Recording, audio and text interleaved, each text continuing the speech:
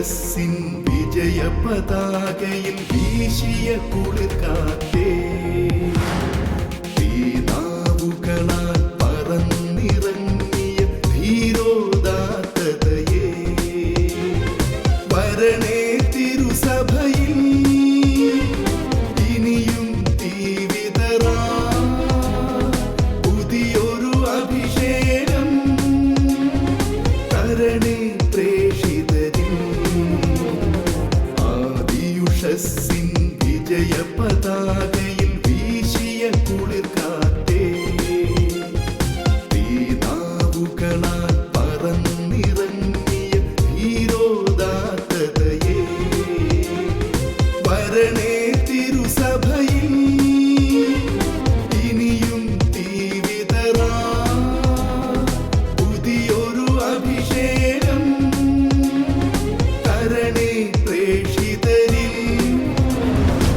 ഏകരക്ഷകനാമേശുവിനെ സധീരം പ്രഘോഷിപ്പാൻ പാവന റൂഹാ നീയരുളണമേ വീണ്ടും പെന്തക്കുസ്താ. അത്ഭുതങ്ങൾ അടയാളങ്ങൾ ഇന്നും സാക്ഷ്യം നൽകാൻ ദൈവപിതാവേ നീ പകരണമേ വീണ്ടും പെന്തക്കുസ്താ, വീണ്ടും പെന്തക്കുസ്താ. വീണ്ടും പെന്തക്കുസ്ത. പിതാവിൻ്റെയും പുത്രൻ്റെയും പരിശുദ്ധാത്മാവിൻ്റെയും നാമത്തിൽ ആമേൻ. പ്രിയമുള്ളവരെ, പെന്തക്കോസ്ത ധ്യാനത്തിൻ്റെ അവസാന ദിവസത്തിലേക്ക് നാം പ്രവേശിക്കാം. ഒരു കാര്യം അവസാനിക്കുമ്പോൾ എന്തെങ്കിലും ആരംഭിക്കണം. അതാണ് കത്തോലിക്ക സഭയുടെ പാരമ്പര്യം എന്ന് പറയുന്നത്. അതുകൊണ്ട് ഈ ധ്യാനം അവസാനിക്കുമ്പോൾ ആദ്യ ധ്യാനമായ പരിശുദ്ധാത്മാവിൻ്റെ ധ്യാനത്തിൽ പരിശുദ്ധ അമ്മയുടെ നേതൃത്വത്തിൽ ശിഷ്യന്മാർ ചങ്കുപോലെ പരിശുദ്ധ അമ്മയുടെ ചങ്കോട് ചേർന്ന് നിന്നപ്പോൾ ആ ധ്യാനം അവസാനിച്ചത് പരിശുദ്ധാത്മാവിൻ്റെ അഭിഷേകത്തിൻ്റെ നിറവാലായിരുന്നു. അതേപോലെ അതേ അഭിഷേകം ഈ ധ്യാനത്തിൻ്റെ സമാപനത്തിലും നമുക്ക് സ്വന്തമാക്കാൻ സാധിച്ചാൽ ഈ ധ്യാനം അത് നിറവുള്ളതായിട്ട് മാറുക. പ്രിയമുള്ളവരെ, പെന്തക്കോസ്ത ഞാൻ സൂചിപ്പിച്ചു 50-ാമത്തെ ദിവസം. ഈ 9-ാമത്തെ ദിവസത്തിൽ 50-ാമത്തെ ദിവസത്തെപ്പറ്റി ചിന്തിക്കുമ്പോൾ ഈ 50 ഈസ്റ്ററിൻ്റെ 50-ാം ദിവസം. ഈസ്റ്ററിൻ്റെ പിറ്റേ ദിവസം മുതലുള്ള ദൈവാലയ സന്ദർശനത്തിൽ നാം ദൈവാലയത്തിൽ കാണാൻ സാധ്യതയുള്ള 2 കാര്യങ്ങളാണ്. ഒന്ന്, ഉദ്ധാനം ചെയ്ത ക്രിസ്തുവിൻ്റെ ഒരു തിരുസ്വരൂപം ഉണ്ടാവും. ചിലപ്പോൾ ഒന്നല്ല, ഒന്നിലധികമൊക്കെ വയ്ക്കാറുണ്ട്. ചിലർ അത് കല്ലറയ്ക്ക് മുകളിൽ ഇങ്ങനെ കട്ടൗട്ട് പോലെ ഇങ്ങനെ വയ്ക്കാറുണ്ട്. മറ്റ് ചില ദൈവാലയങ്ങളിൽ തൊട്ടുമൊത്താനുള്ള തൊട്ടടുത്ത് ആളുകൾക്ക് സ്പർശിക്കാവുന്ന രീതിയിൽ ഇങ്ങനെ വയ്ക്കാറുണ്ട്. അത് ഈശോ മിശിഹായുടെ ഉദ്ധാനം ചെയ്ത രൂപം. ഈശോ മിശിഹായുടെ ഉദ്ധാനം ചെയ്ത ഈ തിരുസ്വരൂപത്തിൻ്റെ മുമ്പിൽ ഏതാണ്ട് ഒരു 5-6 വയസ്സ് പ്രായമുള്ള ഒരു കുട്ടി കുറച്ച് നേരം അമ്മയോട് കൂടെ പ്രാർത്ഥിച്ചതിന് ശേഷം അമ്മയോട് ഈ കുഞ്ഞു ചോദിക്കുന്നുണ്ട്, അമ്മച്ചി, ഈശോയുടെ കയ്യിലും കാലിലുമൊക്കെ നിറച്ച് മുറിവുകളുണ്ടല്ലോ, അതെന്തുകൊണ്ടാണ് അങ്ങനെ മുറിവോടുകൂടെ നിൽക്കുന്നത്? അപ്പം അമ്മ തന്നാൽ കഴിയുന്ന രീതിയിൽ ആ മകന് അത് വിശദീകരിച്ചു കൊടുക്കുന്നുണ്ട്. അത് ഈശോ നമുക്ക് വേണ്ടി പീഡകൾ അനുഭവിച്ചതിൻ്റെ അടയാളമാണ്. ഈശോ മിശിഹ കുരിശിൽ തറച്ച്, അല്ലെങ്കിൽ ഈശോ മിശിഹായെ കുരിശിൽ തറച്ചാണ് കൊന്നത്. ആ കുരിശിൽ തറയ്ക്കപ്പെട്ടപ്പോഴുണ്ടായ മുറിവുകളാണ് ഈശോയുടെ ശരീരത്തിലുള്ളത് എന്നൊക്കെ ഈ കുഞ്ഞിനോട് അമ്മ പറഞ്ഞു കൊടുക്കുന്നുണ്ട്. അങ്ങനെ അമ്മ ഈ കുഞ്ഞിനോട് ഈ കാര്യങ്ങളൊക്കെ പറഞ്ഞു കൊടുത്ത് ഇങ്ങനെ ദൈവാലയത്തിന് പുറത്തേക്ക് ഇറങ്ങിപ്പോവുക. അതിനുശേഷം ഈ അമ്മ കുറച്ച് കഴിയുമ്പോൾ തിരിച്ചു വന്നിട്ട് പള്ളിയിലപ്പോൾ ഞാൻ ആ പരിസരത്തുണ്ട്. ഈ അമ്മയെയും കുഞ്ഞിനെ ഞാനിങ്ങനെ ശ്രദ്ധിച്ചുകൊണ്ടിരിക്കുന്നുണ്ട്. ഈ അമ്മയും കുഞ്ഞും എൻ്റെ അടുത്ത് വന്നിട്ട് ഈ അമ്മ എൻ്റെ അടുത്ത് ചോദിച്ചൊരു ചോദ്യം, അച്ഛാ, മരണത്തെ പുല്ലുപോലെ തോൽപ്പിച്ച് ഉദ്ധാനത്തിലേക്ക് വന്നതാണ് ഈശോ. മരണത്തെ തോൽപ്പിക്കാൻ കെൽപ്പുള്ളവന് വളരെ എളുപ്പത്തിൽ ഈ 5 മുറിവുകളുടെ പാടുകൾ മായ്ച്ചു കളയാമായിരുന്നു. പക്ഷെ എന്നിട്ടും എന്തേ ഈശോനാഥൻ ഈ മുറിവുകൾ തൻ്റെ ശരീരത്തിൽ ഇപ്പോഴും അവശേഷിപ്പിക്കുന്നു. ഉദ്ധാനം ചെയ്തു വന്ന ക്രിസ്തുവിന് ആ ക്രിസ്തുവിൻ്റെ ശരീരത്തിൽ ഈ മുറിപ്പാടുകളുടെ ആവശ്യമില്ലായിരുന്നു. പക്ഷേ എന്നിട്ടും ആ മുറിപ്പാട് സ്വീകരിക്കാനുള്ള അല്ലെങ്കിൽ മുറിപ്പാട് നിലനിൽക്കാനുള്ള കാരണം എന്താണ്? പ്രിയമുള്ളവരെ, പെട്ടെന്ന് ഈ അമ്മ എൻ്റെ അടുത്ത് ചോദിച്ചപ്പോൾ പെട്ടെന്നൊരു മറുപടി എൻ്റെ ഉള്ളിൽ നിന്ന് പുറത്തേക്ക് വന്നില്ല. പക്ഷേ ഈ അമ്മ ഈ കുഞ്ഞിനോട് പറഞ്ഞ ആ ഒരു ചെറിയ ചിന്തകൾ എൻ്റെ മനസ്സിൽ കിടക്കുന്നുണ്ടായിരുന്നു. ആ അമ്മ കുഞ്ഞിനോട് പറഞ്ഞത് നിങ്ങളുടെ മനസ്സിൽ കിടക്കുന്നുണ്ടാകും. നമ്മോടുള്ള സ്നേഹത്തിൻ്റെ അല്ലെങ്കിൽ കുരിശിൽ തറയ്ക്കപ്പെട്ട് മരണപ്പെട്ടതിൻ്റെ 5 തിരുമുറിവുകളുടെ അടയാളമാണ് ഈശോയുടെ ശരീരത്തിലുള്ളത്. പ്രിയമുള്ളവരെ, ഈ ഈശോയുടെ ഉദ്ധാനം ചെയ്യപ്പെട്ട രൂപത്തിലുള്ള ഈ 5 തിരുമുറിവുകൾ നമ്മോട് പങ്കുവയ്ക്കുന്ന വലിയൊരു യാഥാർത്ഥ്യം എന്താണെന്ന് വെച്ചാൽ, ഇത് എനിക്ക് നിന്നോടുള്ള സ്നേഹത്തിൻ്റെ അടയാളമാണ്. ഇത് എനിക്ക് നിന്നോടുള്ള സ്നേഹത്തിൻ്റെ അടയാളമാണ് എങ്കിൽ നീ നിൻ്റെ പ്രിയപ്പെട്ടവരെ സഹായിക്കുമ്പോൾ, സ്നേഹിക്കുമ്പോൾ ഇതുപോലുള്ള അടയാളങ്ങൾ വരാനുള്ള സാധ്യതയുണ്ട്. അങ്ങനെ നീ നിൻ്റെ ജീവിത പങ്കാളിയെ, നിൻ്റെ മകളെ, നിൻ്റെ മകനെ, നിൻ്റെ പ്രിയപ്പെട്ട മാതാപിതാക്കളെ ഒക്കെ സ്നേഹിക്കുമ്പോൾ ശരീരത്തിൽ വന്നില്ലെങ്കിലും ചിലപ്പോൾ ഹൃദയത്തിൽ ഇതുപോലുള്ള മുറിപ്പാടുകൾ വരാറുണ്ട്. അങ്ങനെ മുറിപ്പാടുകൾ വരുമ്പോൾ ആ മുറിപ്പാടുകളെ ഉദ്ധാനം ചെയ്ത എൻ്റെ ഈ മുറിപ്പാടുകളോട് ചേർത്ത് വെച്ച് നിൻ്റെ ജീവിതത്തിലെ പ്രിയപ്പെട്ടവരെ ഉൾക്കൊള്ളാനായിട്ട് നിനക്ക് സാധിച്ചാൽ നീയും എന്നെപ്പോലെ ഉദ്ധാനം ചെയ്ത ഒരു വ്യക്തിയായിട്ട് മാറും. പ്രിയമുള്ളവരെ, നമുക്കും പലപ്പോഴും ഈ ചിന്ത വന്നിട്ടുണ്ടോ എന്ന് എനിക്കറിയില്ല. ഈശോയുടെ തിരുമുറിവുകൾ കാണുമ്പോൾ എൻ്റെ ഉള്ളിലും പലപ്പോഴും ഒരു ചോദ്യം വരാറുണ്ട്. മരണത്തെ തോൽപ്പിക്കാൻ കെൽപ്പുള്ളവന് ഈ മുറിപ്പാടുകളെ എളുപ്പത്തിൽ മാറ്റാമായിരുന്നു. പക്ഷേ ആ മാറ്റാൻ അവൻ ഒട്ടും താല്പര്യപ്പെട്ടില്ല. അത് അവിടെ തന്നെ ഇരുന്നോട്ടെ എന്ന് പറയാം. ഈശോയുടെ ഈസ്റ്റർ ആഘോഷത്തിന് ശേഷം ദൈവാലയത്തിലേക്ക് വരുമ്പോൾ നമ്മൾ ദൈവാലയത്തിൻ്റെ അൾത്താരയിൽ കാണുന്ന ഈ തിരുസ്വരൂപം നമ്മളുടെ ദൈവാലയങ്ങളിലൊക്കെ ഉണ്ടാകും. ഈ തിരുസ്വരൂപത്തിന് അധികം ആയുസ് ദൈവാലയത്തിലില്ല. ഞാൻ നേരത്തെ സൂചിപ്പിച്ചു, 40-ാം ദിവസം ഈ വിശുദ്ധമായ രൂപം ദൈവാലയത്തിൽ നിന്ന് അപ്രത്യക്ഷമാവും. പിന്നീട് ദൈവാലയത്തിൽ അവശേഷിക്കുന്നത് കത്തോലിക്ക സഭയുടെ, റോമൻ കത്തോലിക്ക സഭയുടെ ആരാധനാക്രമത്തിൻ്റെ പ്രൗഢിയുടെ ഒരു ഭാഗമാണ് ഈ ഈസ്റ്റർ ജാഗരണം. ഈസ്റ്റർ ജാഗരണം ചില സ്ഥലങ്ങളിൽ ഒരു ഇച്ചിരി വ്യത്യാസമുണ്ട്, ചില റീത്തുകളിലൊക്കെ ഒരല്പം വ്യത്യാസമുണ്ട്. ഞാനിപ്പോഴും എൻ്റെ മനസ്സിൽ കൊണ്ടു നടക്കുന്നത് പരിശുദ്ധ പിതാവ് ജോൺ പോൾ രണ്ടാമൻ പാപ്പ തൻ്റെ ശരീരത്തിലേക്ക് മുറിവേറ്റതിന് ശേഷം, അല്ലെങ്കിൽ ജോൺ പോൾ രണ്ടാമൻ പാപ്പായിക്ക് 1981 തോന്നുന്നു, 81 മെയ് 13-ാം തീയതി ഒരു റഷ്യൻ വ്യക്തിയുടെ കയ്യിൽ നിന്ന് വെടിയേൽക്കുന്നുണ്ട്. ആ വെടിയേറ്റ് താഴേക്ക് വീഴുന്നത് പരിശുദ്ധ അമ്മയുടെ മടിയിലാണെന്നൊക്കെ പറയുന്നുണ്ട്. അതിനുശേഷമുള്ള ആദ്യത്തെ ഈസ്റ്റർ ആഘോഷത്തിലൂടെ കടന്നു പോകുമ്പോൾ ഈ പാസ്കൽ തിരി കത്തിക്കുന്ന സമയത്ത്, അതിനുശേഷം ഈ പാസ്കൽ തിരിയുടെ പ്രത്യേകത നമുക്കെല്ലാവർക്കും അറിയാവുന്നതാണ് എങ്കിലും ജോൺ പോൾ രണ്ടാമൻ പാപ്പ വളരെ മനോഹരമായി ഈ തിരിയുടെ പ്രത്യേകത നമുക്ക് പങ്കുവയ്ക്കുന്നുണ്ട്. കത്തോലിക്ക സഭയുടെ, റോമൻ കത്തോലിക്ക സഭയുടെ ആരാധനത്തിൻ്റെ വലിയൊരു പാരമ്പര്യമാണ് ഈ പാസ്കൽ തിരി അല്ലെങ്കിൽ പെസഹ തിരി എന്ന് പറയുന്നത്.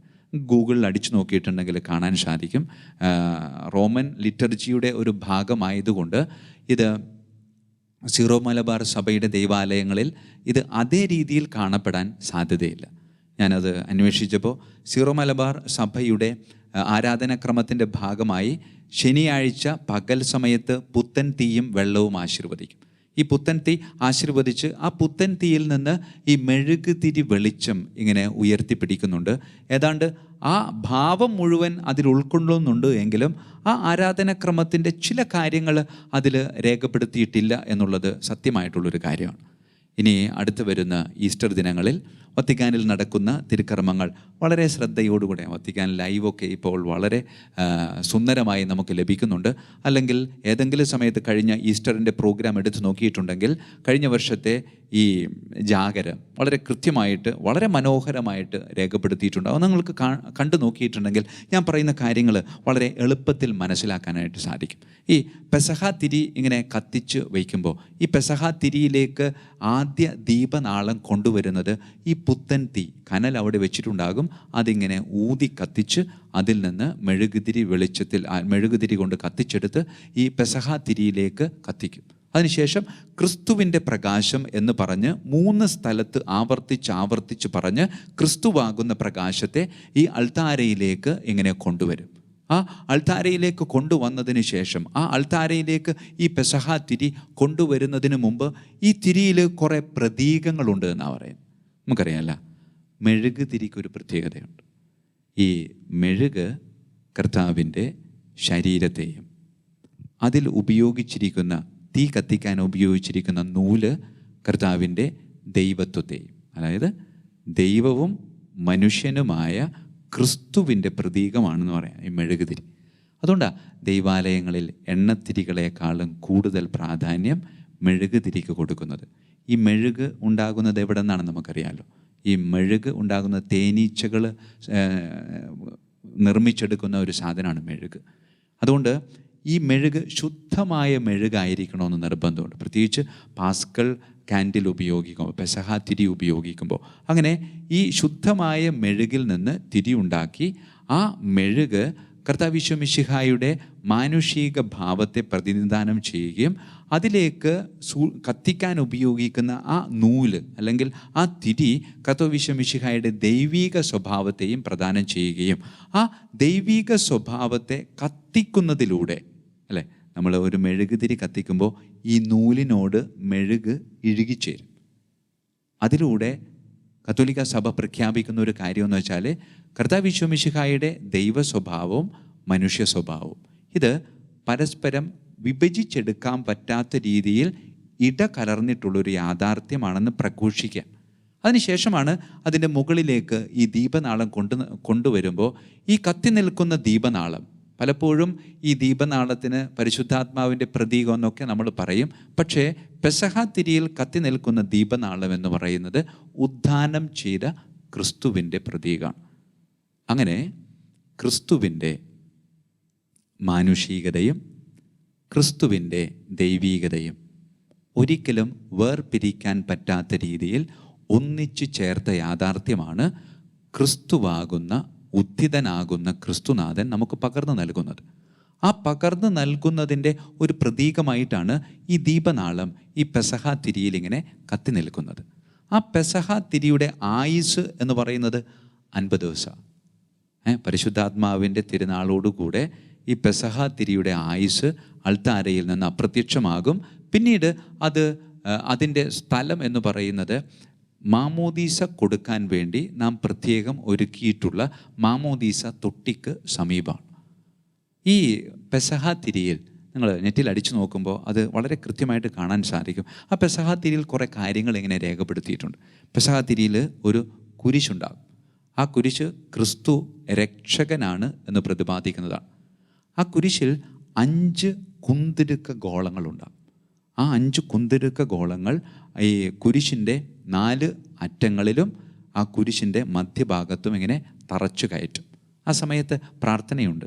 ആ പ്രാർത്ഥന ചൊല്ലി ക്രിസ്തുവിൻ്റെ ആ ഒരു ദൈവീക ഭാവത്തെ ഇതിലേക്ക് ഇങ്ങനെ തറച്ചു കയറ്റും. ഈ 5 കുന്തിരുക്ക ഗോളങ്ങൾ 5 തിരുമുറിവുകളെ പ്രദാനം ചെയ്യുന്നു എന്നാണ് പറയുന്നത്. അതിനുശേഷം ഈ കുന്തിരുക്ക ഗോളങ്ങൾക്ക് മുകളിലായി 2 അക്ഷരങ്ങൾ എഴുതി ചേർത്തിട്ടുണ്ട്. അത് ഒന്ന് ആൽഫയും അവസാനത്തേത് ഒമേഗയുമാണ്. ഗ്രീക്ക് അക്ഷരമാലയിലെ ആദ്യത്തെ അക്ഷരമാണ് ആൽഫ, അവസാനത്തെ അക്ഷരമാണ് ഒമേഗ. ഇതിലൂടെ നാം പ്രഖ്യാപിക്കുകയാണ് ക്രിസ്തു അന്നും ഇന്നും എന്നും ഒരേപോലെയാണെന്ന് പറയും. ആൽഫയും ഒമേഗയും, ക്രിസ്തു ആദി മുതലേ ഉള്ളതാണ്, ക്രിസ്തു അവസാനം വരെ ഉള്ളതാണ്. ഈ ക്രിസ്തുവിൻ്റെ സജീവ സാന്നിധ്യത്തെ പ്രതിനിധാനം ചെയ്തുകൊണ്ട് ഈ 2 ആൽഫബറ്റ് അതിൽ ഉല്ലേഖനം ചെയ്തതിന് ശേഷം ഈ കുരിശാകൃതിയുടെ 4 വശങ്ങളിലും ഈ വർഷത്തെ ന്യൂമറിക്സ്, ഈ വർഷത്തെ അക്ഷരങ്ങൾ എഴുതി ചേർക്കും. ഇപ്പോൾ നിങ്ങൾ ഗൂഗിളിൽ അടിച്ചു നോക്കിയിട്ടുണ്ടെങ്കിൽ ഇപ്പോൾ വരുന്ന പാസ്കൽ തിരിയിൽ 2025, ഈ ആൽഫയും ഒമേഗയും 2025 എഴുതി ചേർക്കുമ്പോൾ നാം പ്രഖ്യാപിക്കുകയാണ് ക്രിസ്തു ഇന്നലെയും ഇന്നും എന്നും പ്രകാശമായി നമ്മുടെ കൂടെ ഉണ്ടാകും. ആ ക്രിസ്തുവാകുന്ന പ്രകാശം, ആ പ്രകാശം എന്നത് തീർച്ചയായും നമുക്കറിയാം പരിശുദ്ധാത്മാവിൻ്റെ ഒരു പ്രതീകം കൂടെയാണ്. ഇത് 50-ാം ദിവസം ദൈവാലയത്തിലെ അൾത്താരയിൽ നിന്ന് അപ്രത്യക്ഷമാകുമ്പോൾ ഈ അപ്രത്യക്ഷമാകൽ വേറൊരു കാര്യം കൂടെ നമ്മോട് പറയുന്നുണ്ട്. അത് പെസഹാത്തിരി അൾത്താരയിൽ നിന്ന് അപ്രത്യക്ഷമാകുമ്പോൾ അത് നിന്റെ ശരീരത്തിലൂടെ പ്രത്യക്ഷമാകണമെന്ന വലിയ നിർബന്ധം എനിക്കുണ്ട് എന്ന് ക്രിസ്തു നമ്മോട് ആഹ്വാനം ചെയ്യുന്നുണ്ട്. പ്രിയമുള്ളവരെ, കരുണയുടെ ജപമാലയിൽ നാം ഇങ്ങനെ പ്രാർത്ഥിക്കാറുണ്ട്, അവിടത്തേക്ക് സ്വന്തമായി ശരീരമില്ല, അതുകൊണ്ട് എൻ്റെ ശരീരത്തെ അവിടത്തേക്ക് കൊടുക്കാം. അല്ലേ? ക്രിസ്തുവിന് സ്വന്തമായിട്ട് ശരീരമില്ല, അതുകൊണ്ട് എൻ്റെ ശരീരത്തെ ക്രിസ്തുവിന് കൊടുക്കാൻ പറ്റുമോ? ക്രിസ്തു നമ്മിൽ നിന്ന് ആവശ്യപ്പെടുന്നുണ്ട് എന്ത്? തൻ്റെ ശരീരം. കാരണം ഈ ലോകത്ത് ഇങ്ങനെ ഓടി നടന്ന് അത്ഭുതങ്ങൾ പ്രവർത്തിക്കാൻ അവന് സ്വന്തമായിട്ട് ശരീരമില്ലെന്നേ. അതുകൊണ്ട് എൻ്റെ ശരീരത്തെ ഈശോയ്ക്ക് കൊടുക്കാനായിട്ട് നിനക്ക് പറ്റുമെന്ന് ഈശോ ചോദിക്കുന്നുണ്ട്. അപ്പോൾ ഈശോയോട് നമ്മൾ പറയും, ഈശോയെ ഞാനിതാ തരുന്നു, വളരെ സന്തോഷത്തോടു കൂടെ നീ സ്വീകരിച്ചു എന്ന് പറയും. പക്ഷേ നമ്മൾ പൂർണ്ണമായിട്ടും കൊടുക്കത്തില്ല. ക്രിസ്തു എന്നും നമ്മുടെ പിന്നാലെ നടന്ന് കെഞ്ചി ചോദിക്കുന്നുണ്ട്, ഈ ശരീരത്തിലേക്ക് ഞാൻ എൻ്റെ ആത്മാവിനെ അയക്കട്ടെ, ഈ ശരീരത്തിലേക്ക് ഞാൻ എൻ്റെ ആത്മാവിനെ കടത്തിവിടട്ടെ. അപ്പോൾ ഈ ശരീരം എൻ്റെ ശരീരമായിട്ട് മാറും. ഈ ലോകത്ത് എനിക്ക് ഒരുപാട് കാര്യങ്ങൾ ചെയ്യണമെന്നുണ്ട്, ഈ ലോകത്ത് ഓടി നടന്ന് അനേകരെ സൗഖ്യപ്പെടുത്തണമെന്നുണ്ട്.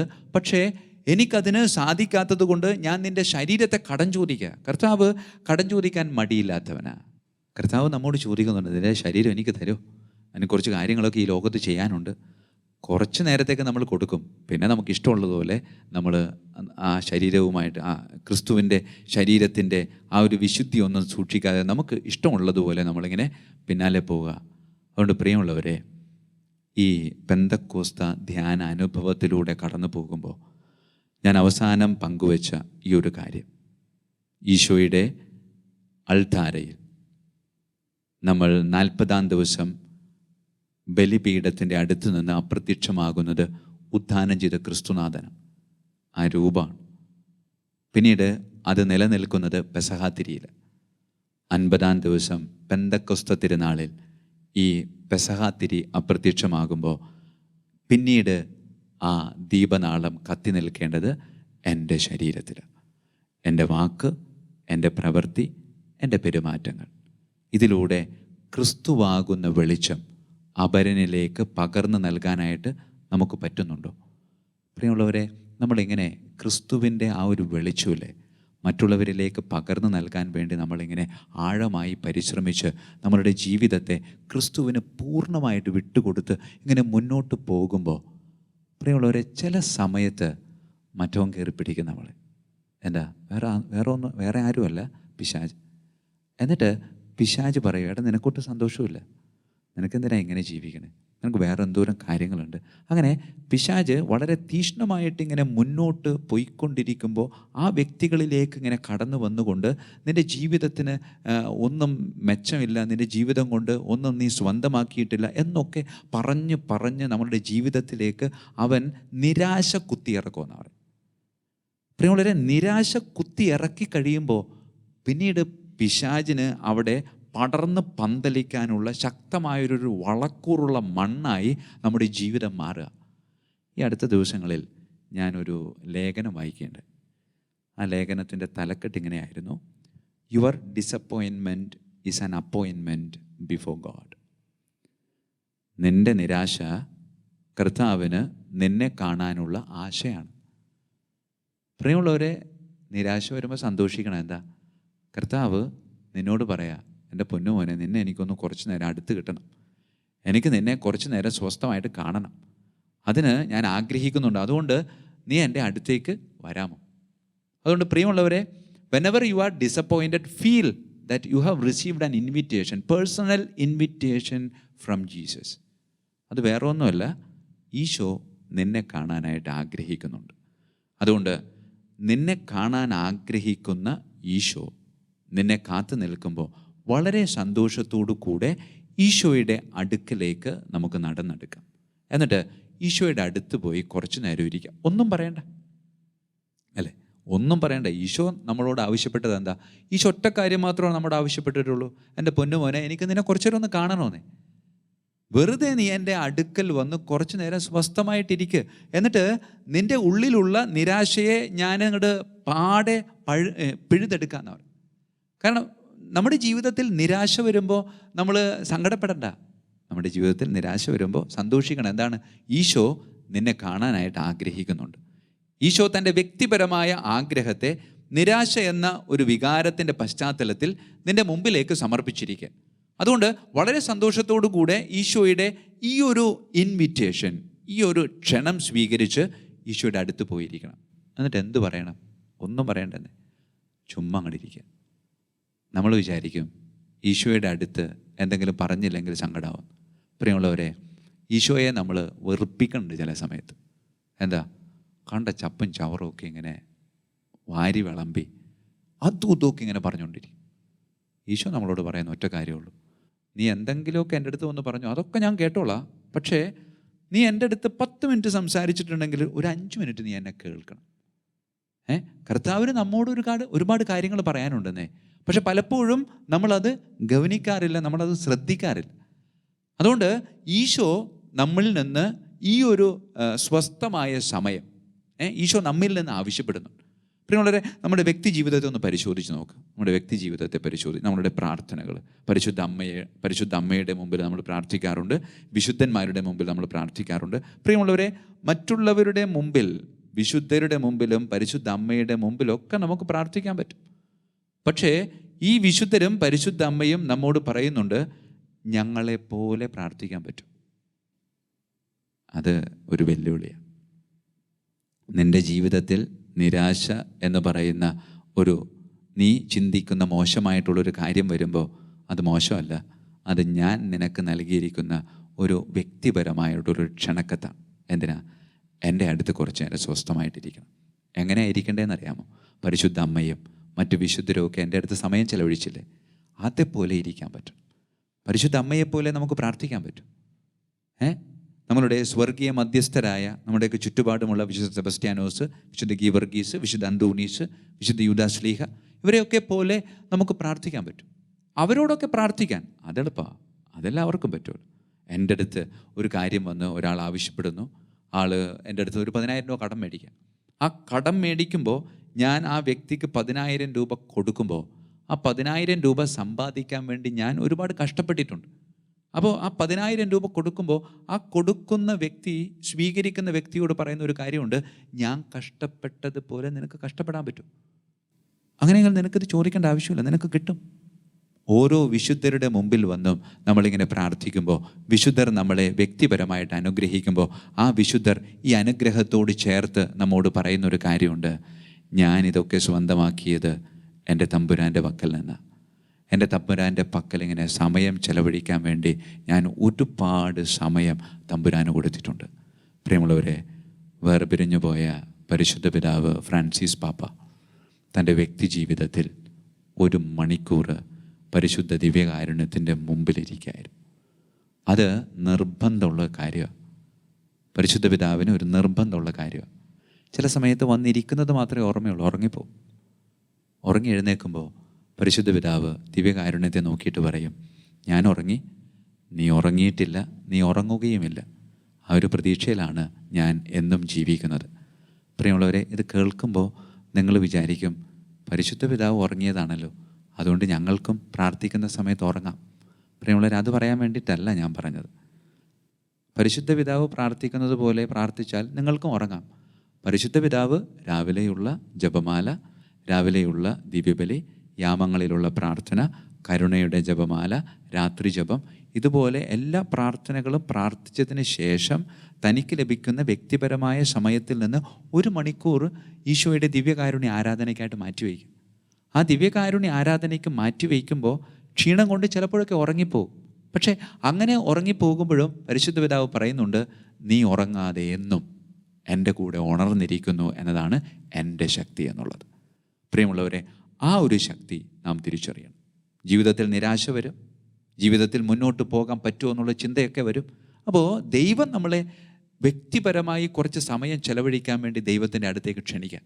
ആ ദൈവത്തിൻ്റെ ക്ഷണം സ്വീകരിച്ച് ദൈവത്തോട് ചേർന്ന് നിന്നുകൊണ്ട് കൂടുതൽ തീഷ്ണതയോടുകൂടെ നമ്മുടെ ജീവിതത്തെ മുന്നോട്ട് കൊണ്ടുപോകാൻ പരിശ്രമിക്കാം. ദൈവം നമ്മെ സമൃദ്ധമായി അനുഗ്രഹിക്കട്ടെ. ആമേൻ.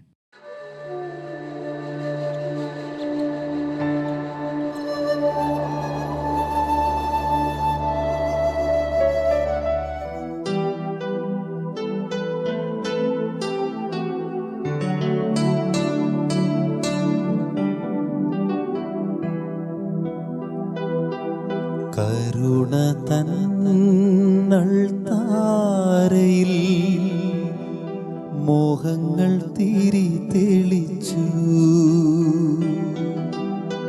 കരുണ തന്നൾ താരയിൽ എൻ്റെ മോഹങ്ങൾ തിരി തെളിച്ചു. കാറ്റിൽ കേടാതെ നീ കാത്തുകൊള്ളേണമേ, കാറ്റിനെ ശാസിച്ച തമ്പുരാനേ. കാറ്റിൽ കെടാതെ നീ കാത്തുകൊള്ളേണമേ, കാറ്റിനെ ശാസിച്ച തമ്പുരാനേ. കരുണ തൻ അൾത്താരയിൽ എൻ്റെ മോഹങ്ങൾ തിരി തെളിച്ചു. കരുണ തൻ അൾത്താരയിൽ എൻ്റെ മോഹങ്ങൾ തിരി തെളിച്ചു. കാറ്റിൽ കേടാതെ നീ കാത്തുകൊള്ളേണമേ, കാറ്റിനെ ശാസിച്ച തമ്പുരാനേ. കാറ്റിൽ കെടാതെ നീ കാത്തുകൊള്ളേണമേ, കാറ്റിനെ ശാസിച്ച തമ്പുരാനേ. കരുണ തൻ അൾത്താരയിൽ എൻ്റെ മോഹങ്ങൾ തിരി തെളിച്ചു. കരുണ തൻ അൾത്താരയിൽ എൻ്റെ മോഹങ്ങൾ തിരി തെളിച്ചു. പരിശുദ്ധ പരമദിവ്യകാരുണ്യത്തിന് എന്നേരവും ആരാധനയും സ്തുതിയും പുകഴ്ചയും ഉണ്ടായിരിക്കട്ടെ. പരിശുദ്ധ പരമദിവ്യകാരുണ്യത്തിന് എന്നേരവും ആരാധനയും സ്തുതിയും പുകഴ്ചയും ഉണ്ടായിരിക്കട്ടെ. പരിശുദ്ധ പരമദിവ്യകാരുണ്യത്തിന് എന്നേരവും ആരാധനയും സ്തുതിയും പുകഴ്ചയും ഉണ്ടായിരിക്കട്ടെ. പെന്തക്കോസ്ത അനുഭവത്തിൻ്റെ തൊട്ടടുത്ത് നാം ഇങ്ങനെ നിൽക്കുമ്പോൾ ദൈവത്തോട് നമുക്ക് പ്രാർത്ഥിക്കാൻ പറ്റണം. ദൈവമേ, എൻ്റെ വ്യക്തി ജീവിതത്തിൽ നീ ഇങ്ങനെ സഹനങ്ങൾ തരുമ്പോൾ ചിലപ്പോൾ ഞാൻ തന്നെ ചിന്തിച്ചു പോയിട്ടുണ്ട്, ദൈവം എന്തായി ഇങ്ങനെ. അങ്ങനെ പലപ്പോഴും നിന്നിൽ നിന്ന് മനഃപൂർവമായി മാറി നിന്ന നിമിഷങ്ങളൊക്കെ വന്നു പോയിട്ടുണ്ട്. പ്രിയമുള്ളവരെ, ദൈവം നമ്മളെ എന്നും സ്നേഹിക്കും. ദൈവത്തിൻ്റെ സ്നേഹം അനന്തമാണ്, ഒരിക്കലും അസ്തമിക്കാത്തതാണ്, എന്നും അത് പുതിയതാണെന്നാണ് പറയുന്നത്. ഒരിക്കൽ ഒരു കൊച്ചു കുഞ്ഞ് തൻ്റെ പിതാവിനോട് ചോദിക്കുന്നുണ്ട്, അപ്പച്ച, എനിക്ക് ഈശോയെ ഒന്ന് കെട്ടിപ്പിടിച്ചൊരു ഉമ്മ കൊടുക്കണമെന്നുണ്ട്. പക്ഷെ ഇങ്ങനെ ഉമ്മ കൊടുക്കുമ്പോൾ ചിലപ്പോൾ ഈശോയുടെ തലയിലെ മുൾമുടിയിലെ മുള്ളൊക്കെ മേത്ത് കൊള്ളാൻ സാധ്യതയുണ്ട്. അതുകൊണ്ട് ഞാൻ കൊടുക്കണില്ല അപ്പച്ച. അവനൊരു തമാശക്ക് പറഞ്ഞതാണോ അതോ അതിൻ്റെ ഉള്ളിൽ എന്തെങ്കിലും ഗൗരവം ഉണ്ടോ എന്നെനിക്കറിയത്തില്ല. പക്ഷേ ഈ ഒരു വാചകം നമ്മുടെ ജീവിതത്തിൽ ഒരു ധ്യാനത്തിന് വിഷയമാക്കേണ്ടതല്ലേ? കാരണം ഈശോ നമ്മളെ ഒരുപാട് സ്നേഹിക്കുന്നുണ്ട്. ആ സ്നേഹത്തിൻ്റെ ഒരു പ്രകടനം എന്ന രീതിയിൽ ഈശോ നമ്മളെ ഇങ്ങനെ വാരിയെടുത്ത് നെഞ്ചോട് ചേർത്ത് പിടിച്ച് മൂർധാവിൽ ഒരു ചുംബനം നൽകാൻ പരിശ്രമിക്കുമ്പോൾ ചിലപ്പോൾ അവൻ്റെ തലമുടിയിലെ അല്ലെങ്കിൽ അവൻ്റെ മുൾമുടിയിലെ മുള്ളുകൾ, അത് വേറെ ആരും കൊടുത്തതല്ല, അതെൻ്റെ തന്നെ സംഭാവനയാ, ആ മുള്ളുകൾ ചിലപ്പോൾ നമ്മുടെ ശരീരത്തിൽ കുഞ്ഞു കുഞ്ഞ് മുറിവുകൾ ഉണ്ടാക്കിയേക്കാം. ആ മുറിവുകൾ എൻ്റെ ശരീരത്തിൽ അനുഭവിക്കുമ്പോൾ, അല്ലെങ്കിൽ ആ മുള്ളുകൾ എൻ്റെ ശരീരത്തിൽ മുറിവുണ്ടാക്കുമ്പോൾ, ഞാൻ പെട്ടെന്ന് ഈശോയുടെ അടുക്കൽ നിന്ന് അകന്നു പോകാനുള്ള സാധ്യതയുണ്ട്.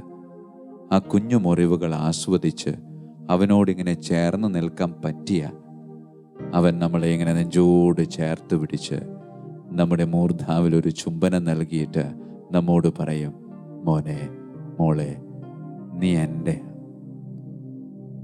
ഞാൻ നിന്നെ വില കൊടുത്ത് സ്വന്തമാക്കിയത്, ഞാൻ നിന്നെ എൻ്റെ പ്രാണൻ കൊടുത്ത് സ്വന്തമാക്കിയത്. അതുകൊണ്ട് നീ എന്നും എൻ്റെ കൂടെ ഇതുപോലെ ഉണ്ടാകണം. പ്രിയമുള്ളവരെ, ഈശോയ്ക്ക് വാഗ്ദാനം ചെയ്യാൻ പറ്റുമോ? ഈശോയെ, ഞാൻ എന്നും നിൻ്റെ കൂടെ ഉണ്ടാകുമെന്ന്. ചെറിയ ചെറിയ വേദനകൾ സ്വാഭാവികം ഉണ്ടാകും. ഈശോയുടെ കൂടെ നിൽക്കുക എന്ന് പറഞ്ഞാൽ നമ്മുടെ വേദനകളെ ഈശോയുടെ കുരിശോട് ചേർത്ത് വയ്ക്കുക എന്നല്ലാതെ വേറൊരു അർത്ഥത്തെപ്പറ്റി നാം ചിന്തിക്കേണ്ട.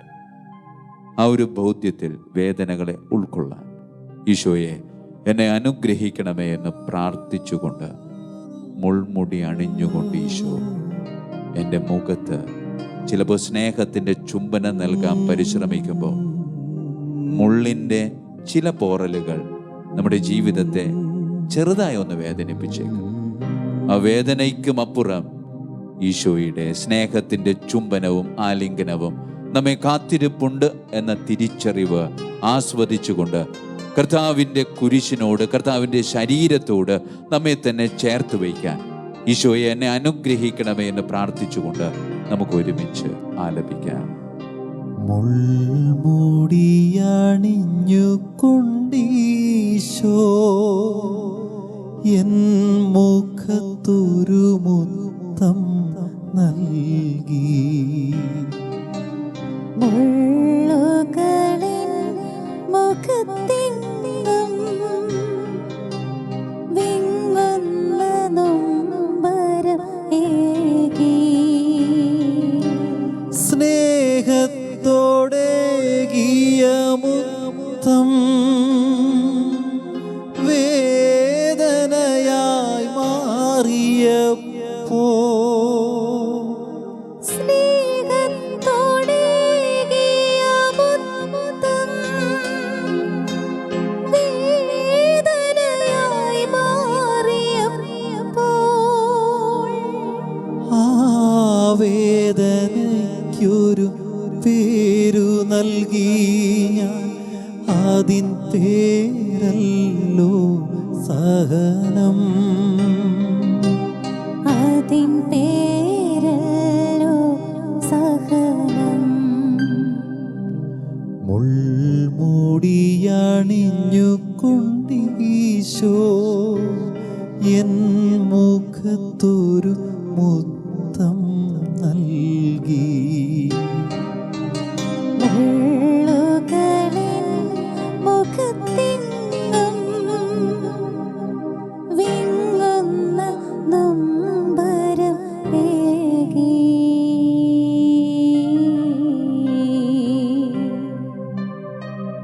മുൾപടർപ്പിനിടയിൽ കുരുങ്ങിപ്പോയ ആട്ടിൻകുട്ടി. കാണാതായ ആടിൻ്റെ ഉപമയിൽ ആ ആട് നഷ്ടപ്പെട്ടത് എങ്ങനെയാണെന്നോ അതിൻ്റെ അവസ്ഥ എപ്രകാരമാണോ എന്ന് വചനത്തിൽ പറയുന്നില്ല. പക്ഷെ നമുക്കൊന്ന് ഹൃദയത്തിലൊന്ന് ധ്യാനിക്കാം. കുറെ ആടുകളുടെ കൂടെ ഈ ആട്ടിൻകുട്ടി സന്തോഷത്തോടെ ചിരിച്ചു കളിച്ച് പുൽമേടുകൾക്കിടയിലൂടെ ഇങ്ങനെ ഓടി നടക്കാം.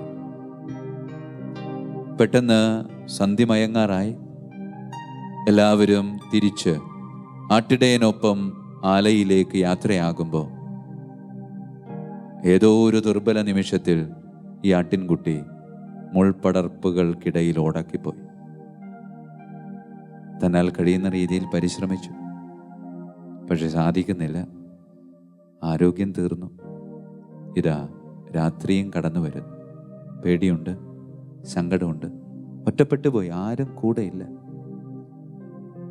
ആ സമയത്ത് തന്നാൽ കഴിയുന്ന രീതിയിൽ അലറി വിളിച്ച് അവൻ അപേക്ഷിക്കുന്നുണ്ട്. പക്ഷെ അലച്ചില് കേൾക്കാൻ അലർച്ച കേൾക്കാൻ അവിടെ അവൻ്റെ ആട്ടിടയൻ ഉണ്ടായിരുന്നില്ല. ആട്ടിടയൻ ആടുകളുമായി ആലയിലെത്തി ഓരോന്നിനെ അകത്തേക്ക് കയറ്റിയപ്പോൾ ഒരെണ്ണത്തിൻ്റെ കുറവ്. പിന്നെ ചങ്ക് പിടയുന്ന വേദനയോടെ ഒന്നിനെ അന്വേഷിച്ച് ആട്ടിടയൻ ഇറങ്ങി. ഈ ആട്ടിൻകുട്ടി അലറി വിളിച്ച് കരഞ്ഞ് ഏതാണ്ട് മൃതപ്രായനായി ഇങ്ങനെ മുൾപടർപ്പുകൾക്കിടയിൽ ഉടക്കിക്കിടക്കുക. ആ സമയത്ത് ഈ ആട്ടിടയൻ തൻ്റെ പ്രിയപ്പെട്ട ആട്ടിൻകുട്ടിയെ തിരഞ്ഞ് കാട്ടിലേക്കെത്തുക. ആ ആട്ടിൻകുട്ടിയുടെ പേര് ചൊല്ലി ഇവൻ വിളിക്കുന്നുണ്ട്.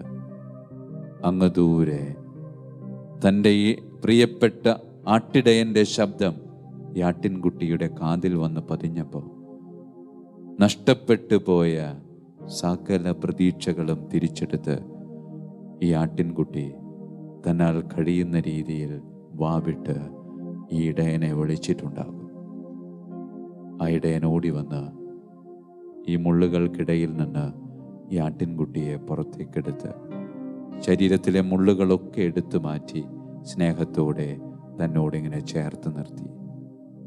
ആ സമയം ഈ ആട്ടിൻകുട്ടി മനസ്സിൽ പറഞ്ഞിട്ടുണ്ടാകും, ഇത്രയും സ്നേഹത്തോടു കൂടിയ ഒരു സ്പർശനം എനിക്ക് വേണ്ടി മാറ്റിവെച്ചത് കൊണ്ടാണല്ലോ ഇങ്ങനെ ഒരു സങ്കടത്തിൻ്റെ, ഒറ്റപ്പെടലിൻ്റെ, മുൾപടർപ്പിൻ്റെ വേദന എനിക്ക് അനുഭവിക്കേണ്ടതായി വന്നത്. പ്രിയമുള്ളവരെ,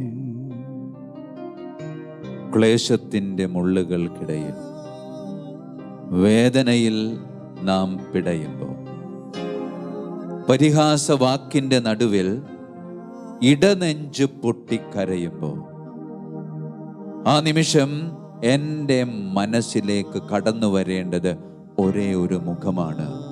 അത് ക്രൂശിതൻ്റെതാണ്.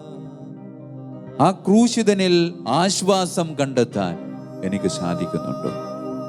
ആശ്വാസത്തോടെ ആ ക്രൂശിതൻ്റെ സ്നേഹം അനുഭവിക്കാൻ എനിക്ക് പറ്റുന്നുണ്ടോ?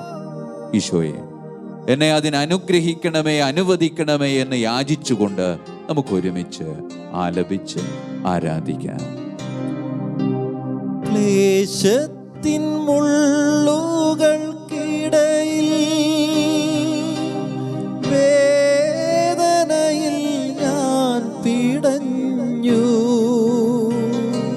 പരിഹാസവാക്കിൻ നടുവിൽ ഇടനെഞ്ചു നീറിക്കരഞ്ഞു. ആ നേരമെൻ മുൻപിൽ തെളിഞ്ഞു ക്രൂശിതമാം ദിവ്യരൂപം. ആശ്വാസത്തോടെ ഞാൻ നുകർന്നു ആ ദിവ്യനാഥന്റെ സ്നേഹം. ആ ദിവ്യനാഥന്റെ സ്നേഹം. മുൾമുടിയണിഞ്ഞു കൊണ്ടീശോ എൻ മുഖത്തൊരു മുത്തം നൽകി. മുള്ളുകളൻ മുഖത്തെങ്ങും വിങ്ങുന്ന നൊമ്പരമേ.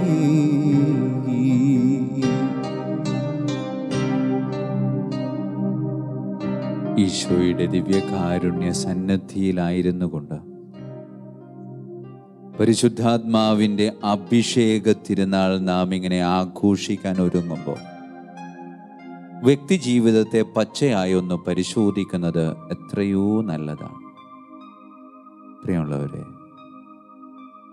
എൻ്റെ ജീവിതത്തിൽ ചിലപ്പോഴൊക്കെ അകാരണമായി ഒരു കാരണം ഉണ്ടാവില്ല, വെറുതെ ഇങ്ങനെ സങ്കടം വരും. ചിലരൊക്കെ നമ്മളോട് ചോദിച്ചിട്ടില്ലേ, മോളെ, മോനെ, നിനക്കെന്ത് പറ്റിയടാ? നമ്മ പറയും, എനിക്കൊന്നും പറ്റിയിട്ടില്ല. ഇതെന്താ മുഖം എന്താന്ന് എൻ്റെ വല്ലാതിരിക്കുന്നത്? ചിലപ്പോൾ നാം പോലും അറിയാതെ നമ്മുടെ ഉള്ളിൽ സങ്കടത്തിൻ്റെ ഒരു അസ്വസ്ഥതയൊക്കെ കടന്നു വരിക. നമുക്ക് പോലും അന്വേഷിച്ചാൽ അതിനൊരു കാരണമില്ലെന്നേ. പ്രിയമുള്ളവരെ, കാരണമില്ലാത്ത സങ്കടങ്ങൾക്ക് ഒരേ ഒരു സത്യമേ ഉള്ളൂ, അത് ക്രിസ്തുവിൻ്റെ കുരിശ്. ക്രിസ്തുവിൻ്റെ കുരിശോട് നിന്റെ ജീവിതത്തെ ഒന്നുകൂടെ ചേർത്ത് നിർത്തണമെന്ന് അകാരണമായ സങ്കടങ്ങൾ നമ്മെ ഓർമ്മപ്പെടുത്തുക. അതുകൊണ്ട് പരിപൂർണമായ ബോധ്യത്തോടെ, അതിനേക്കാളേറെ പരിപൂർണമായ വിശ്വാസത്തോടെ ദൈവത്തിൻ്റെ മുമ്പിലായിരുന്നു കൊണ്ട് ജീവിതത്തിലേക്ക് വരുന്ന സഹനങ്ങളെ, അത് എത്രമാത്രം ആഴമുള്ള സങ്കടങ്ങൾ നൽകുന്നതാണെങ്കിലും അത് ക്രിസ്തുവിൻ്റെ കുരിശോട് ഇങ്ങനെ ചേർത്ത് വയ്ക്കണം. പ്രിയമുള്ളവരെ, പരിശുദ്ധ പിതാവ് ഫ്രാൻസിസ് പാപ്പ ജീവിതത്തിലെ വേദനകളെ കുരിശിൻ്റെ മറുപുറത്ത് ഇങ്ങനെ തറച്ചു വെച്ച് കിടന്നുറങ്ങിയാൽ പിറ്റേ ദിവസം നിനക്ക് ഉദ്ധാന അനുഭവത്തിൻ്റെ ആ ഒരു ക്രിസ്തുവിനെ ആസ്വദിക്കാൻ പറ്റുമെന്ന് ഒരിക്കൽ പറയുകയുണ്ടായി. എന്നിട്ട് പരിശുദ്ധ പിതാവ് നമുക്കൊക്കെ നൽകിയിട്ടുള്ള സുന്ദരമായ ഒരു പ്രാർത്ഥന എങ്ങനെയായിരുന്നു? രാത്രി കിടക്കാൻ നേരം നീ ഹൃദയത്തിൽ പ്രാർത്ഥിക്കണം, കർത്താവേ, അങ്ങേക്ക് മനസ്സുണ്ടെങ്കിൽ എന്നെ ശുദ്ധനാക്കാൻ കഴിയുമെന്ന്. അതിനുശേഷം 5 സ്വർഗസ്ഥനായ കർത്താവിൻ്റെ 5 തിരുമുറിവുകളെ പറ്റി ധ്യാനിച്ച് സന്തോഷത്തോടെ കുരിശിൻ്റെ മറുപുറത്ത് കിടന്നുറങ്ങുക. പിറ്റേ ദിവസം എഴുന്നേൽക്കുമ്പോൾ നീ പോലും വിചാരിക്കാത്ത അത്ര ഉന്മേഷം, ഓജസ്, തേജസ് നമ്മുടെയൊക്കെ ജീവിതത്തിൽ ഉണ്ടാകുമെന്നാണ് പറയുന്നത്. അതുകൊണ്ട് പ്രിയമുള്ളവരെ, അകാരണമായി സങ്കടമോ അസ്വസ്ഥതയോ ജീവിതത്തിൽ വന്നാൽ, അകാരണമായിട്ടെന്നല്ല, കാരണത്തോടു കൂടെയാണെങ്കിലും നിന്റെ ജീവിതത്തിൽ സങ്കടങ്ങളും അസ്വസ്ഥതകളും ഒക്കെ കടന്നു വരുമ്പോൾ ഈ സങ്കടങ്ങളെയും അസ്വസ്ഥതകളെയും ഒറ്റക്ക് ആസ്വദിക്കാതെ ഒരുപാട് താല്പര്യത്തോടെ ആസ്വദിക്കാൻ കൂടെ നിൽക്കുന്ന ക്രിസ്തുവിൻ്റെ കുരിശിനോട് ചേർത്ത് വെച്ച് ആസ്വദിക്കാനായിട്ട് നമുക്ക് സാധിച്ചാൽ, പ്രിയമുള്ളവരെ, പിന്നെ സഹനത്തിൻ്റെ വേളകളെല്ലാം പിന്നെ കരയാനൊന്നും നമുക്ക് നേരം ഉണ്ടാവില്ല. ഈശോനാഥൻ നമുക്ക് സാന്ത്വനമായി കൂടെ നിൽക്കുന്നത് നാം തിരിച്ചറിയുക. ഇന്നത്തെ സഹനങ്ങളെല്ലാം നാളത്തെ മഹത്വത്തിൻ്റെ ആരംഭമാണെന്ന തിരിച്ചറിവ്. ഇന്നത്തെ വേദനയെല്ലാം ഞാൻ നിനക്ക് നാളെ ആനന്ദമാക്കി മാറ്റുമെന്ന് ഈശോ നമ്മോട് പറയാം. ആ ഈശോയുടെ സാന്ത്വന വചസ്സുകൾ ഹൃദയത്തിലേക്ക് സ്വീകരിച്ചുകൊണ്ട് നമുക്ക് ഒരുമിച്ച് ആലപിച്ച് ആരാധിക്കാം. സഹനത്തിൻ വേളകളെല്ലാം നിശബ്ദനായി ഞാൻ കരഞ്ഞു.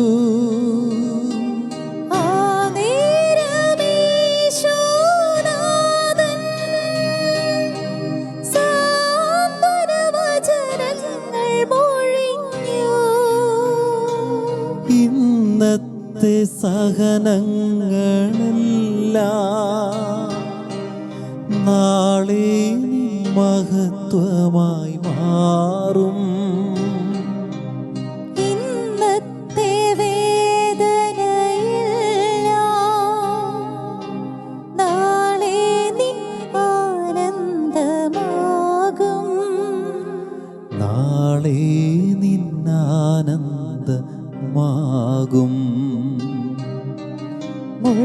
മുൾമുടിയണിഞ്ഞു കൊണ്ടീശോ എൻ മുഖത്തൊരു മുത്തം നൽകി. മുള്ളുകളൻ മുഖത്തെന്നും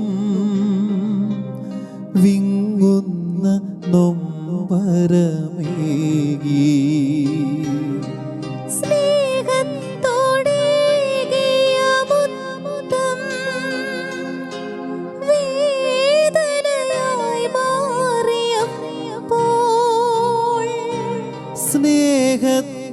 സ്നേഹത്തോടേകിയ മുത്തം വേദനയായി മാറിയപ്പോ ആ വേദനയ്ക്കൊരു പേരു നൽകി ഞാൻ.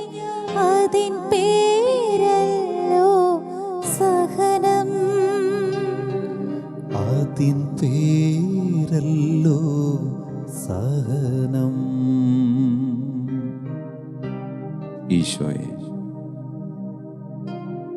ഞാൻ നിനക്ക് എങ്ങനെയാ നന്ദി പറയാം? നീ നിന്റെ പ്രാണനെ ഞങ്ങൾക്ക് പകുത്തു നൽകി. ഇപ്പോഴിതാ ആത്മാവിനെ സ്വീകരിക്കാനുള്ള ഒരുക്കത്തിലാണ് കർത്താവേ.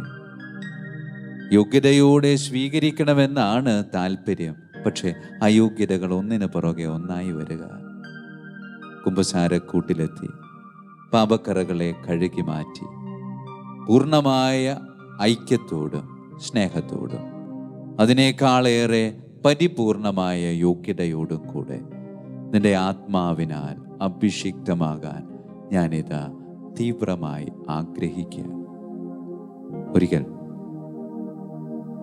22 വയസ്സ് പ്രായമുള്ള ഒരു പെൺകുട്ടി അടുക്കൽ വന്ന് പറഞ്ഞു, അച്ഛാ, ഞാൻ പുറത്തേക്ക് ഇങ്ങനെ പോകാൻ നിൽക്കുക, എനിക്ക് വേണ്ടി പ്രാർത്ഥിക്കണം. പ്രാർത്ഥിച്ചു. പരീക്ഷയൊക്കെ പാസ്സായിട്ടുണ്ടായിരുന്നു. അവൾ പോകാനിരിക്കുന്നത് ജർമ്മനിയിലേക്കാണ്. അങ്ങനെ എല്ലാ കാര്യങ്ങളും ശരിയാണ്. പക്ഷേ പോകേണ്ട ദിവസം എത്തിയപ്പോൾ അവൾക്ക് പോകാൻ പറ്റിയില്ല. പ്രത്യേകിച്ച് കാരണമൊന്നുമില്ല, എന്തോ ഡോക്യുമെൻ്റൽ വിഷയങ്ങളാണ്. കരഞ്ഞ് കലങ്ങിയ കണ്ണുകളോടെ അന്ന് പള്ളിയിൽ വന്ന് അവൾ പ്രാർത്ഥിച്ചു. ഇറങ്ങിപ്പോകുമ്പോൾ ഞാൻ കണ്ടു, എൻ്റെ അടുത്ത് വന്നിട്ട് പറഞ്ഞു, അച്ഛാ, പോകാൻ പറ്റിയില്ല അച്ഛാ, വീട്ടിലൊക്കെ എല്ലാവരും സങ്കടം. ഒരു മാസം കഴിഞ്ഞപ്പോൾ അവൾ വീണ്ടും വന്നു. എന്നിട്ട് പറഞ്ഞു, അച്ഛാ, എൻ്റെ ഒരു സ്വപ്ന സ്ഥലം എപ്പോഴും അമേരിക്ക ആയിരുന്നു. അവിടേക്ക് പോകാനായിരുന്നു എൻ്റെ ഇഷ്ടം. പിന്നെ നടക്കാത്തത് കൊണ്ട് ഞാൻ ജർമ്മനിയിലേക്ക് പോകാൻ പരിശ്രമിച്ചു. അതിൽ ഒരു മാസം മുമ്പ് വിജയിക്കുകയും ചെയ്തു. പക്ഷെ സാധിച്ചില്ല. അന്ന് എനിക്ക് ഭയങ്കര സങ്കടമുണ്ടായിരുന്നു. പക്ഷേ അച്ഛാ, എൻ്റെ അമേരിക്കക്കുള്ള യാത്രയെല്ലാം ശരിയായി. വളരെ ബുദ്ധിമുട്ടുള്ള ഒരു രാജ്യമാണ്. ഡോക്യുമെൻറ്റ്സൊക്കെ ശരിയാക്കാൻ ഒരുപാട് പാടുണ്ട്. പക്ഷെ എനിക്കറിയത്തില്ല അച്ഛാ, എല്ലാം ശരിയായി. ഒറ്റ മാസം കൊണ്ട് എൻ്റെ കാര്യങ്ങളൊക്കെ കൃത്യമായി ഞാൻ 25 ദിവസത്തിനുള്ളിൽ അവിടേക്ക് യാത്രയാവും. പ്രിയമുള്ളവരെ, അത് ഈ കുഞ്ഞ് എൻ്റെ മുമ്പിൽ അവതരിപ്പിക്കുമ്പോൾ കുഞ്ഞ് പറയാതെ പറഞ്ഞൊരു കാര്യമുണ്ട്. അന്ന് ജർമ്മനിയിലേക്ക് പോകാൻ ഒരു തടസ്സം നിന്നത് ഈ അമേരിക്കയിലേക്കുള്ള ഒരു സ്വർഗീയ യാത്ര എനിക്ക് സമ്മാനിക്കാൻ വേണ്ടിയിട്ടാണെന്ന് എനിക്ക് ആദ്യം മനസ്സിലായില്ല അച്ഛൻ. പ്രിയമുള്ളവരെ, വ്യക്തി ജീവിതത്തിൽ പലപ്പോഴും ഈശോ ചില മേഖലകളിൽ നമുക്ക് തടസ്സം നിൽക്കും. ആ തടസ്സം നിൽക്കുന്നത് മനഃപൂർവമായിട്ടുള്ള തടസ്സമല്ല, മറിച്ച് വേറെ വലിയ നന്മയ്ക്ക് വേണ്ടിയുള്ളൊരു താൽക്കാലികമായ തടസ്സമാണ്. അത് തിരിച്ചറിഞ്ഞ് ആ ദൈവത്തെ ഉൾക്കൊള്ളാനായിട്ട് നമുക്ക് സാധിക്കും. ഈശോയെ എന്നും നിൻ്റെ കൂടെ ആയിരിക്കാൻ, എന്നും നിൻ്റെ അനുഗ്രഹം സ്വന്തമാക്കാൻ എന്നെ അനുഗ്രഹിക്കണേ എന്ന് പ്രാർത്ഥിക്കാം. പരിശുദ്ധ പരമ ദിവ്യകാരുണ്യത്തിന് എന്നേരവും ആരാധനയും സ്തുതിയും പുകഴ്ചയും ഉണ്ടായിരിക്കട്ടെ. പരിശുദ്ധ പരമ ദിവ്യകാരുണ്യത്തിന് എന്നേരവും ആരാധനയും സ്തുതിയും പുകഴ്ചയും ഉണ്ടായിരിക്കട്ടെ. പരിശുദ്ധ പരമ ദിവ്യകാരുണ്യത്തിന് എന്നേരവും ആരാധനയും സ്തുതിയും പുകഴ്ചയും ഉണ്ടായിരിക്കട്ടെ. ഈശ്വനാഥൻ അഭിഷിക്ത കരങ്ങളിലൂടെ ഉയർന്നു പൊങ്ങി കുരിശാകൃതിയിൽ നമ്മെ ഇതാ ആശീർവദിക്കാൻ ഒരുങ്ങുമ്പോൾ ഈ ക്രിസ്തുനാഥൻ നമ്മെ നോക്കി ഒരുപാട് സന്തോഷിക്കുന്നുണ്ട്. ആ ഈശോയുടെ ദിവ്യകാരുണ്യ സാന്നിധ്യത്തെ നമുക്ക് നോക്കിക്കൊണ്ട് പ്രാർത്ഥിക്കാം. എൻ്റെ ദൈവമേ, നീ എന്നും എൻ്റെ കൂടെ ഉണ്ടാകണം, എന്നും എനിക്കൊപ്പം സഞ്ചരിക്കണം. ഈശോനാഥൻ ആ സമയം നമ്മോട് പറയുന്നൊരു കാര്യമുണ്ട്. എൻ്റെ പൊന്നുമോനെ, എൻ്റെ പൊന്നുമോളെ, നീ ഇന്ന് മാത്രമല്ല ഇതിനു മുമ്പ് പലതവണയും എന്നോട് പറഞ്ഞിട്ടുണ്ട്, ഞാൻ നിൻ്റെ കൂടെ, എൻ്റെ ഈശോയുടെ കൂടെ നിൽക്കാം. എന്നിട്ട് കുറച്ചു നേരം കൂടെ നിൽക്കും, അത് കഴിയുമ്പോൾ എന്നെ വിട്ടിട്ട് പോകും. എനിക്കൊരുപാട് സങ്കടം. അതുകൊണ്ട് എനിക്കിന്ന് നിൻ്റെ കൂടെ വരാൻ താല്പര്യമില്ല, ഞാൻ സക്രാരിയിലേക്ക് തിരിച്ചു പോവാം. പ്രിയമുള്ളവരെ, സ്നേഹത്തോടെ ഈശോയുടെ ചെറിയൊരു ശാഠ്യം. ആ ഈശോയോട് നമുക്ക് പറയാം, എൻ്റെ ഈശോയെ, എൻ്റെ കൂടെ നീ വരണം. വേണ്ട പോകരുതേ നാഥ, നിൽക്കണമേ. തീർത്തുകൊള്ളാം ഞാൻ എൻ്റെ ഉള്ളിൽ നിനക്ക് സുന്ദരമായൊരു ഇരിപ്പിടം. നാഥ, നീ എൻ്റെ കൂടെ നിൽക്കണമേ എന്ന് പ്രാർത്ഥിക്കും. ഈശോയ്ക്ക് നമ്മോട് പരാതിയുണ്ട്, സങ്കടമുണ്ട്. കാരണം ഈശോയെ പലവട്ടം ഇതുപോലെ സ്നേഹത്തോടുകൂടെ വിളിച്ചു കൂട്ടിരുത്തി ഈശോയ്ക്കൊപ്പം നാം ഇറങ്ങിപ്പോയി ഈശോയെ ഒറ്റയ്ക്ക് പെരുവഴിയിലിട്ട് പോയ അനുഭവങ്ങളുണ്ട് അവൻ അതുകൊണ്ടാണ് അവൻ പലപ്പോഴും ഒരു മടി കാണിക്കുന്നത് ഈശോ നമ്മുടെ കൂടെ കൂടാൻ. ഈശോയോട് പറയാം, ഈശോയെ താല്പര്യം ഉണ്ടായിട്ടല്ല, ചില സാഹചര്യങ്ങൾ അങ്ങനെ അനുവദിക്കുന്നത്, അങ്ങനെ പറ്റിപ്പോയത്. ഇപ്പോഴും എനിക്കൊരു ഉറപ്പില്ല എത്ര നാള് ഞാൻ നിന്റെ കൂടെ എങ്ങനെ നിൽക്കുമെന്ന്. എങ്കിലും എൻ്റെ ഉള്ളിൽ ആഗ്രഹമുണ്ട്. ആ ആഗ്രഹത്തെ ഒരു പ്രാർത്ഥനയായി, ഒരു ഗാനമായി തമ്പുരാന് സമർപ്പിക്കാം. വേണ്ട പോകരുതേ നാഥാ നിൽക്കേണമേ, തീർത്തുകൊള്ളാം ഞാൻ നിനക്ക് എൻ്റെ ചങ്കിൽ സുന്ദരമായ ഒരു പൂമണ്ഡപം. വാവാ യേശുനാഥ എന്ന് ആലപിച്ച് നമുക്ക് അവിടുത്തെ ആശീർവാദം സ്വന്തമാക്കാം. വേണ്ട പോകരുതേ നാഥാ നിൽക്കണമേ, തീർത്തു കൊള്ളാം ഞാൻ നല്ലൊരു പൂമണ്ഡപം. വാവാ യേശുനാഥാ,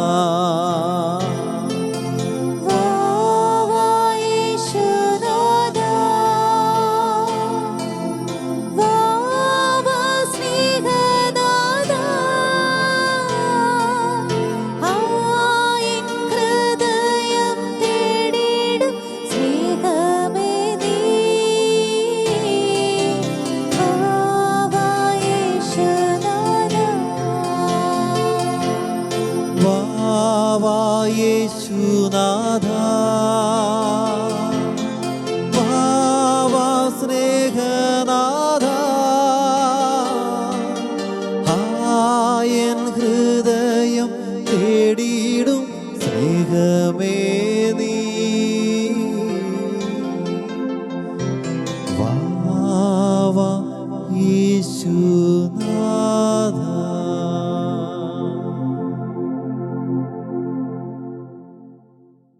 ആദിയുഷസ്സിൻ വിജയ പതാകയായി